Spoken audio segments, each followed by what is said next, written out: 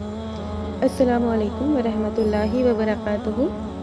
گناہ چھوڑنا آسان نہیں ہوتا، مگر جو چھوڑ دیتا ہے وہ سکون پا جاتا ہے۔ ہر دن کوشش کیا کریں کہ اپنی زندگی سے ایک گناہ کو کم کریں۔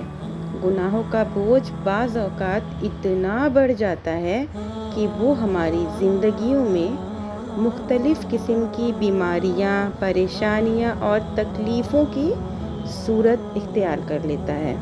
جیسا اللہ تعالیٰ قرآن میں کہتا ہے، کَلَّا بَلْ رَانَ عَلَيَّ قُلُوبِهِمْ مَا كَانُوا يَكْسِبُونَ۔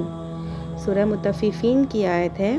اس کا ترجمہ ہے، ہرگز نہیں، بلکہ ان کے دلوں پر ان کے برے کاموں کی وجہ سے زنگ لگ گیا ہے۔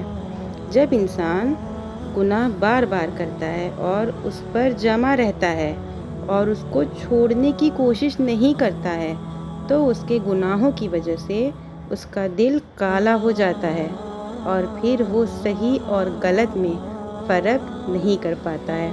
ہر چیز اس کو اپنے لحاظ سے صحیح لگتی ہے اور وہ پوری طرح سے گمراہ ہو جاتا ہے۔ اللہ ہم تمام مسلمان بھائیوں بہنوں کو اس طرح کی گمراہیوں سے بچائے اور نیک کام کرنے کی توفیق دے، آمین۔